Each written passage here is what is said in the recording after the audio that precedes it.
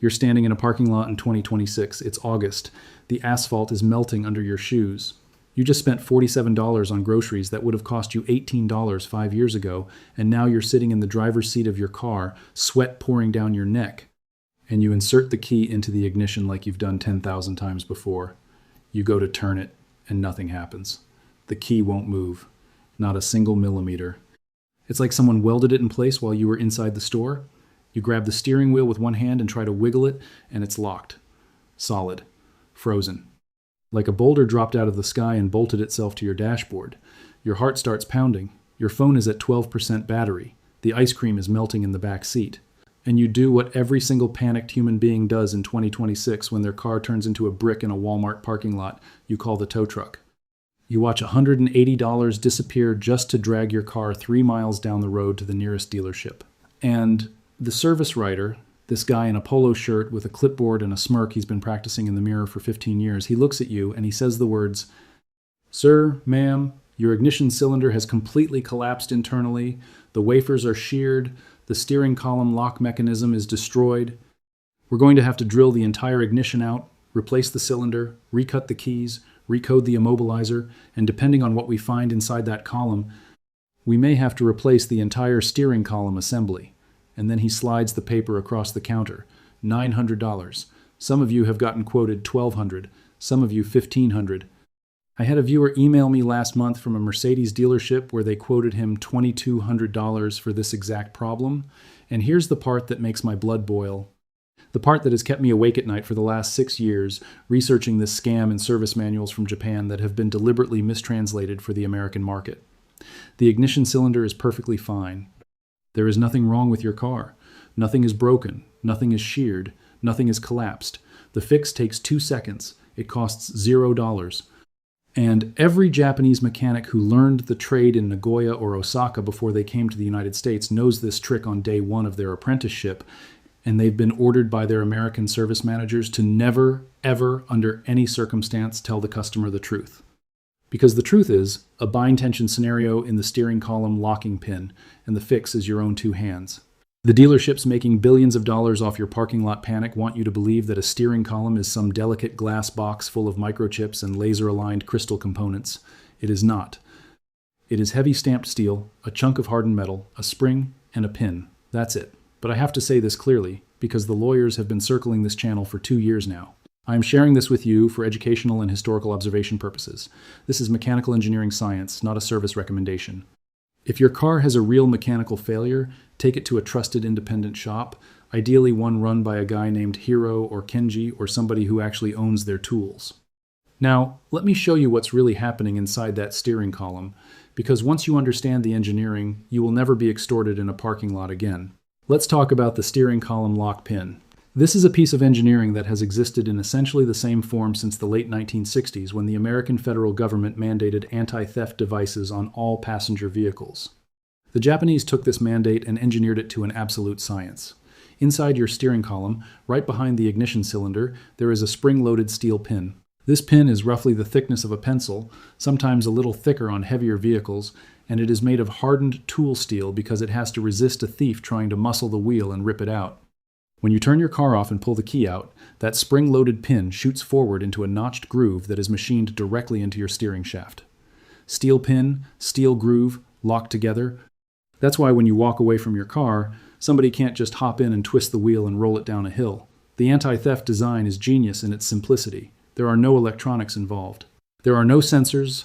There is no computer module. It is pure mechanical physics, the same way a deadbolt works on your front door. Now here's the second engineering principle, the one the Stealerships pretend doesn't exist. The ignition cylinder, the part where you stick your key, is mechanically connected to that locking pin through a series of cams and levers.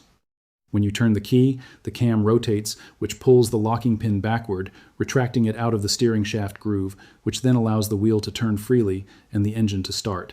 The key turning and the pin retracting are happening in the same fluid motion. They are physically coupled. They are inseparable. Which means, and this is the part that should make you furious, if the locking pin has any side load on it whatsoever, the cam cannot retract it. The mechanical advantage of the key is calibrated to overcome the spring tension only. It is not calibrated to overcome 3,000 pounds of vehicle weight pressing against a hardened steel pin from a sideways angle. The third principle is the anti-theft failsafe. Japanese engineers at Toyota, Honda, Nissan, Mazda, Subaru, they designed this system with a deliberate safety margin so that if a thief tries to crank the wheel and break the lock, the cylinder will refuse to turn rather than shatter. It is a feature, not a bug. It is the system protecting itself. And the Stealership knows this. They have known this since 1972. And they bill you $900 to pretend they discovered something new. If you're tired of mechanics charging you hundreds of dollars because of a jammed steering pin that costs $0 to release, hit the like button right now and tell the algorithm we want this knowledge out in the open. Tell me in the comments if you've ever been trapped in a parking lot because your key refused to turn, what city you were in, what car you were driving, and what they tried to charge you for the fix. I read every single comment because I am building a database of this scam, dealership by dealership, zip code by zip code. And subscribe and hit the bell before the tow truck lobby and the dealer associations get this channel shut down, because we are getting flagged every single week. Now let's talk about the villain, the $900 Stealership diagnostic. This scam works because of one thing and one thing only: stranded panic. The entire business model of a modern Western service department depends on you being terrified, hot, late for work, and trapped in a location where you cannot get a second opinion. They have studied this. There are internal training documents I have seen leaked from a major American dealer group in 2024 that literally instruct service writers to delay diagnostic estimates until the customer is emotionally invested in the repair. Delay the estimate, let the panic build, then quote high. That is the strategy. The $900 quote breaks down like this. They charge you for a new ignition cylinder, which costs them about $35 wholesale from the parts catalog. They mark it up to $280. Then they charge you for new keys, 2 of them, cut and programmed another $200 on the invoice when their actual cost is $40. Then they charge you for the steering column inspection, which is roughly 4 hours of labor at $140 an hour.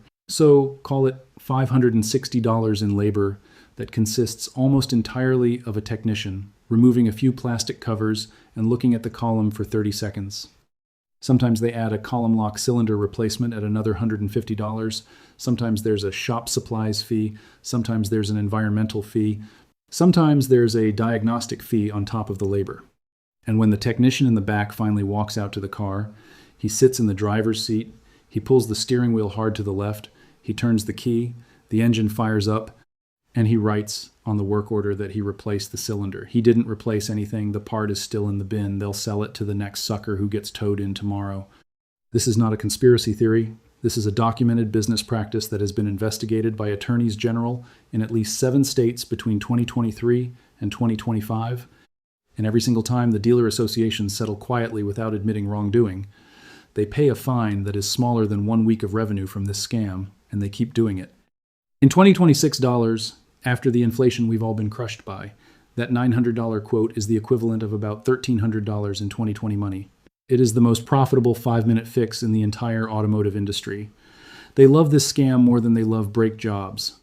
So why is your steering wheel locked in the first place? Let's get into the actual science. The technical term is bind tension. Here is what physically happened in that parking lot. When you pulled into that spot, you turned the wheel slightly to the right or slightly to the left as you straightened out. Maybe you parked on an incline. Maybe one of your front tires was nudging the curb.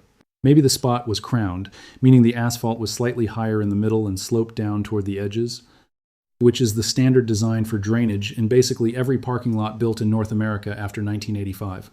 When you turned the engine off and pulled the key, that spring-loaded locking pin we talked about shot forward into the notched groove on the steering shaft. Fine, normal.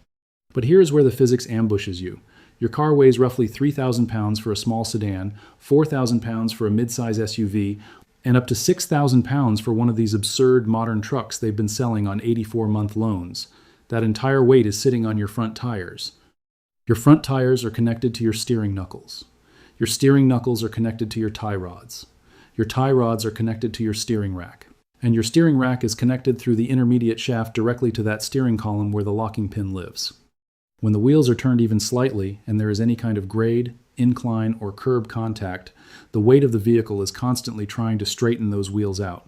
That force travels up through the tie rods, through the rack, through the shaft, and lands directly on the side of that locking pin. The pin is now wedged.